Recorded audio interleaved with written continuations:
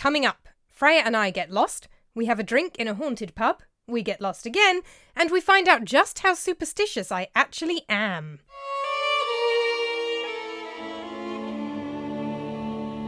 Hi, I'm Juliette. I'm a writer and historian. This is Freya.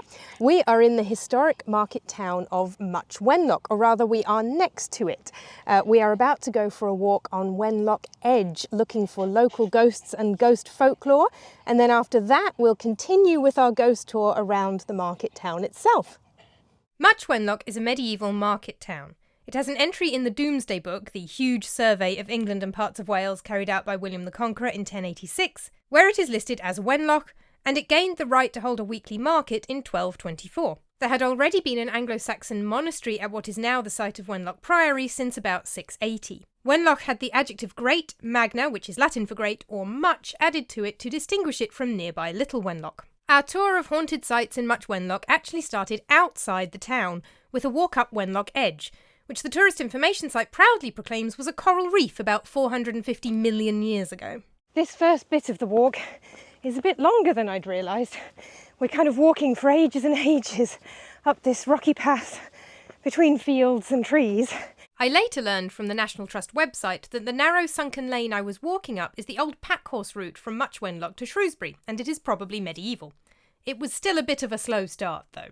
It's very pretty, but on my own with the dog, I'm a bit bored. I'm ready for some different landscape now.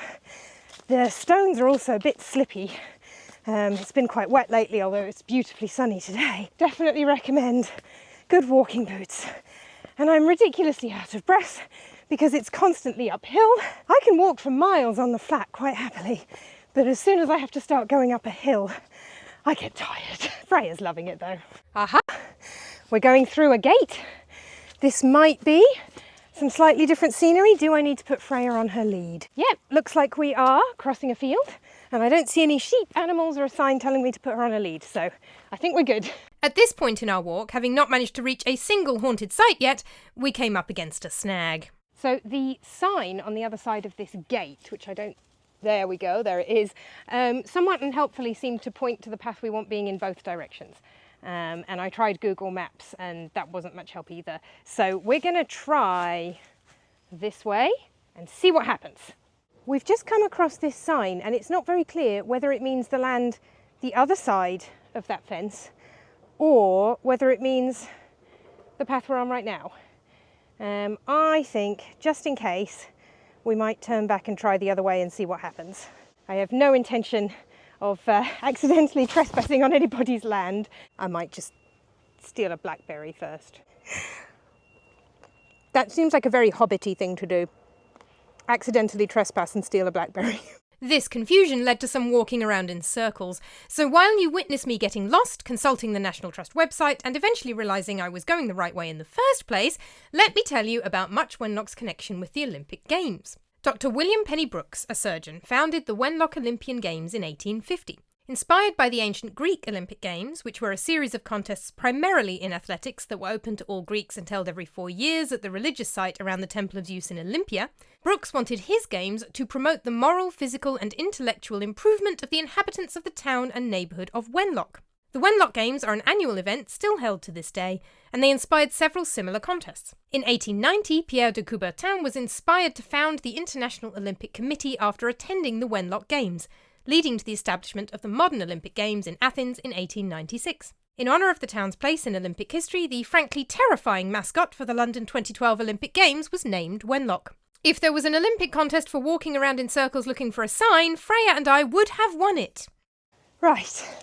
After all that, I think we were actually right the first time, and the sign must have been referring to the field the other side of the fence and not the footpath. Yep, this bit of the walk is matching the National Trust's description of this walk. The giveaway that we are actually on the right track after all is the quarry you can hear just below us, which they explain you walk past on your way to Major's Leap. We nearly missed it. I was pulling out the camera to keep filming us walking along this long path, and I turned around and I suddenly saw a sign saying Major's Leap, which is what we're looking for. So we're going to scramble up here a little bit and see if this is it. Mage's Leap is named for a famous incident from the English Civil War. Technically the third English Civil War after the Anarchy and the Wars of the Roses, this one was fought between King Charles I and his Royalists, or Cavaliers, and Oliver Cromwell and his Parliamentarians, or Roundheads, from 1642 to 1646, eventually resulting in a victory for Cromwell and the Roundheads, and the removal of Charles's own head from his body. So this is Mage's Leap. We made it.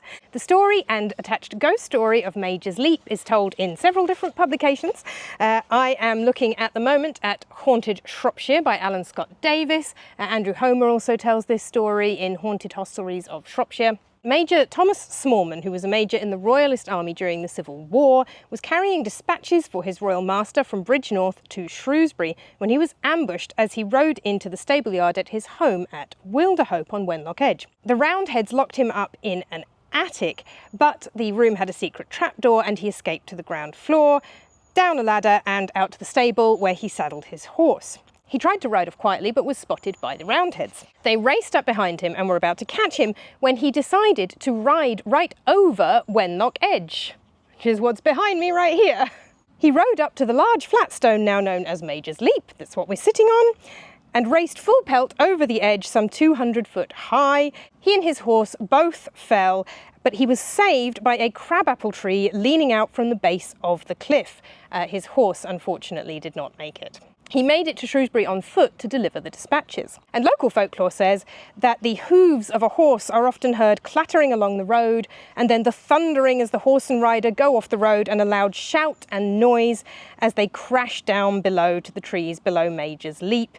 And some people claim to have seen just the horse leaping from the rock, while others have seen both horse and rider. And of course it was the unfortunate horse that was actually killed. The Major survived this dramatic incident. Unfortunately, I can't tell you really whether we can hear horses and riders at the moment, because all I can hear right now is the quarry that's just over there, and is really quite loud. So I can't hear any ghostly horses or riders. I can't see any either. All I can see is Freya having a well-deserved rest under the shade of a tree after all that walking. You can't really tell all that well because of the trees, but that really is quite a drop down there. This is why I take the dog on these excursions and not the toddler. At this point, after all the hot, sweaty walking around in circles, I made a slight change to my planned itinerary. Having had a look at some of the distances, I had intended to walk to Ippikin's Rock, which is about half an hour further that way. Half an hour is not too bad a walk by any means, but it is quite hot today. The poor dog is looking quite hot and tired, and it's the wrong direction for Much Wenlock itself. So I think what I'm going to do is I am going to go back to the car, take the car into Much Wenlock and look round the village, and we will take the car past Ippikin's Rock on our way home, or before we go home, and do it that way rather than overheating the dog, dragging her all over the countryside in what is really quite hot sunny weather. So Freya and I retraced our steps through the slightly boring woodland and drove over to the oldest part of Much Wenlock, the site of Wenlock Priory. Freya and I have come down into the town of Much Wenlock now, and we are at the ruins of Wenlock Priory. This site is maintained by English Heritage. There is a charge to visit, but since I am an English Heritage member, it doesn't cost me anything extra. And we have been able to come in for the toilet and a drink of water for Freya and a very nice rose lemonade for me. You would think the Priory would be haunted, but it doesn't seem to be.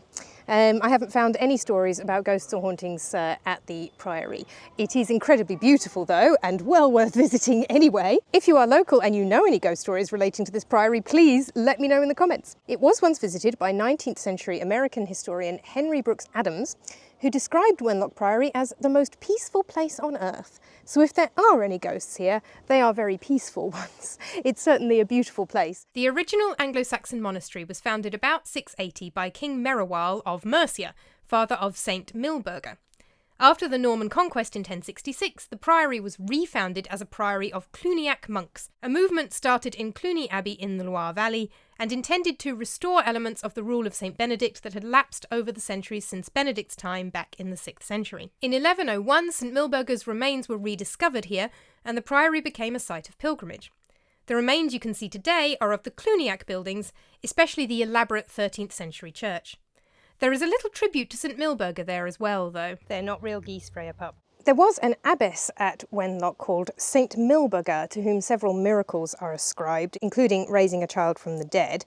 She is also credited with banishing geese that were destroying the monastery's crops, and this is why we can see depictions of geese around the priory. Her relics were rediscovered in 1101, and pilgrims travelled to Wenlock in the hope of miraculous cures from them, and reported miracles included giving sight to the blind and healing lepers, but they were probably targeted for destruction when the priory was destroyed in the dissolution of the monasteries by Henry VIII. In 1534, in the Act of Supremacy, Henry VIII was made supreme head of the Church in England, removing the authority of the Pope and allowing him to divorce his first wife, Catherine of Aragon, and marry his second, Anne Boleyn. At the time, there were nearly 900 religious houses in England, some of them very wealthy, and there was some concern that monks and nuns would be loyal to the Pope rather than to the king. So Henry decided that, now he was head of the church, the monasteries should be got rid of altogether and their wealth go to him, a process that started in 1535 and continued until 1541, suppressing all the monasteries in England, driving monks and nuns into exile, and destroying nearly all their buildings, including much of Wenlock Priory. From the Priory, Freya and I finally headed into the town of Much Wenlock itself. Behind me is the Much Wenlock Guildhall, a 16th century half-timbered building that was used as a courthouse for about 450 years. It backs onto the churchyard and is situated right next to the church. It was the subject of a paranormal investigation in 2017. A team called the Paranormal Friends came to the Guildhall and used specialist equipment and a combination of spiritual and scientific methods to see if it was haunted. The co-founder of the group, Chris Morris, told the Shropshire Spar that the investigation offered up mind-blowing experiences. They had activity from start to finish, and several names came to them, including a local councillor that they're going to do some research in, and that they tried a technique they hadn't tried before, which is table tipping, which allowed them to make contact with a young girl who wanted to play a game. They hit a ball and the table tipped in the direction it was hidden, and he said 4 times the little girl managed to find the ball. So it is apparently quite haunted, and I suspect I'll be talking more about table tipping and similar techniques in my upcoming video on the history of witchcraft in the 19th century. Much Wenlock is a fairly small town, so we were already almost in sight of our next destination, which was altogether a bit less romantic than the Priory or the Guildhall. You might expect places like the Guildhall or the Priory to be haunted, but the BBC reports that the local Spar, that's S-P-A-R, Spar, the grocery store, not a spa, is also haunted. Apparently the problems began after they dug up ancient pottery and old bones beneath the building. Shopping trolleys began moving on their own, heavy breathing was heard, and there have even been apparitions. Something has appeared to members of staff. The shop is on the site of a medieval alehouse, so presumably it's medieval drinkers that are haunting it. Our next stop was still in sight of the Spar, just a little way down the road. I am now standing opposite Renald's house, which was built in 1682, has a timber frame and a mid-floor balcony, and has had various periods of standing empty. And it was one time when it was empty that people started to see faces at the windows, and children in Victorian outfits were seen playing with spinning tops on the balcony.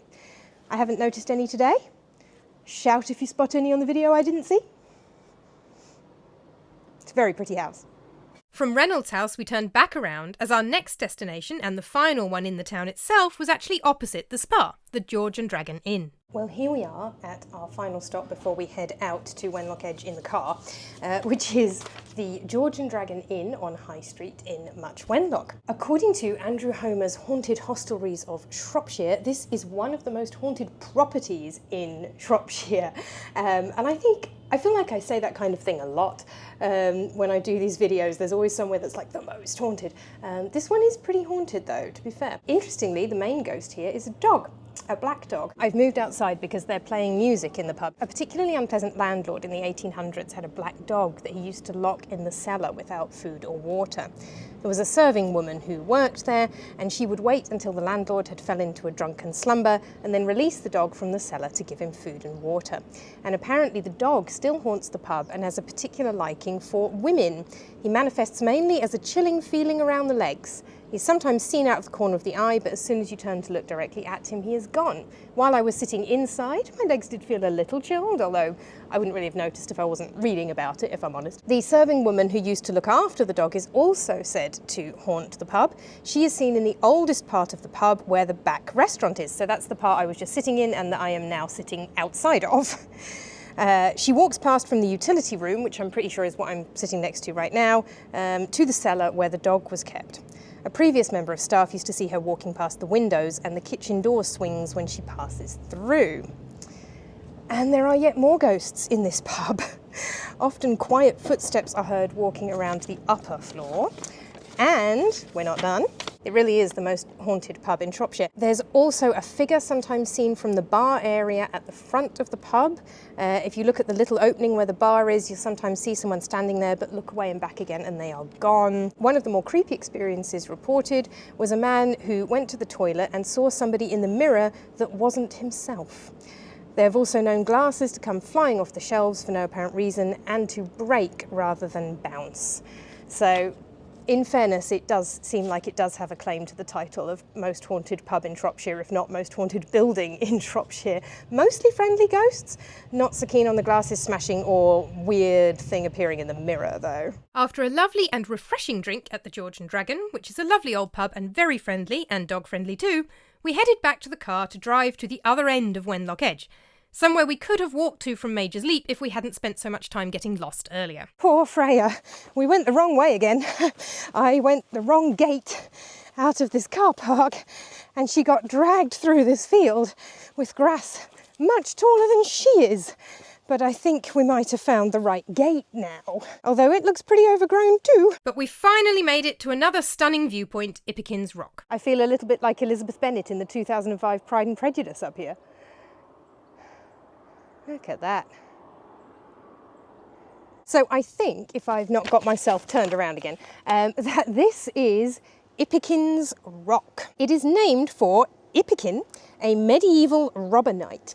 He had a band of cutthroat villains, this is as told by Andrew Homer in Haunted Hostelries of Shropshire, and they had a hideout in a cave which is underneath this outcrop. So this rock that we're sitting on is this kind of big outcrop with this view, and it's very similar to Major's Leap, and it's very high, and there is a cave underneath it. We're not going to have time to go and find the cave today, I'm afraid. And from here they were highwaymen basically, but they were medieval highwaymen, so they weren't romanticised, and they would terrorise and rob unwary travellers, kind of like Robin Hood, but without giving the rich's money to the poor or anything. And then one day there was a violent storm and a massive piece of overhanging rock fell and trapped the gang inside the cave, where they all died. There have been stories of strange lights being seen around the area at night, and you can challenge the ghost of Ippikin. If you stand on the top of the cliff and shout out a certain phrase, legend has it that the ghost of Ippikin, angry at being rudely addressed, will rise up and fling whoever disturbs him off the cliff to their certain death. And yes, I am superstitious enough not to say it while I am sitting on top of this cliff. I don't think I believe this story, but I'm on top of a cliff. I don't feel like testing it. I'll tell you the phrase when I get home. If you're braver or less superstitious than me, the phrase is, Ippikin, Ippikin, keep away with your long chin. This sounds to me like a bit of folklore that was at some point attached to another creature entirely, as it really sounds more like the appearance and behaviour of a fairy, elf or sprite than of a ghost. But still, better safe than sorry. And it's interesting the way this bit of folklore has become attached to a ghost story over the years. So if you were not superstitious, this is where you would stand. There we go, if I turn off face tracker. This is where you would stand and shout the phrase that would get Ippikin to come and push you off the cliff. But yeah, it took me about 10 years to be able to say Candyman in the mirror 5 times. I'm not testing it. Me and Freya are going to head back to our final location and get ourselves home safely. Our final destination was basically the car park where we'd pulled up to get to Ippikin's Rock. So we finish at the Wenlock Edge Inn, which we would happily have gone in for a drink, but it's closed at the moment, unfortunately, so we can't. And we finish with a friendly ghost. This is a man by the name of Jack, apparently. He was most likely a quarryman because the Wenlock Edge Inn was actually homes for local quarrymen before it was converted into an inn. He probably lived in the building when it was people's homes. He makes his presence felt by moving objects around and occasionally saying hello to people. This is again Andrew Homer in Haunted Hostelries of Shropshire.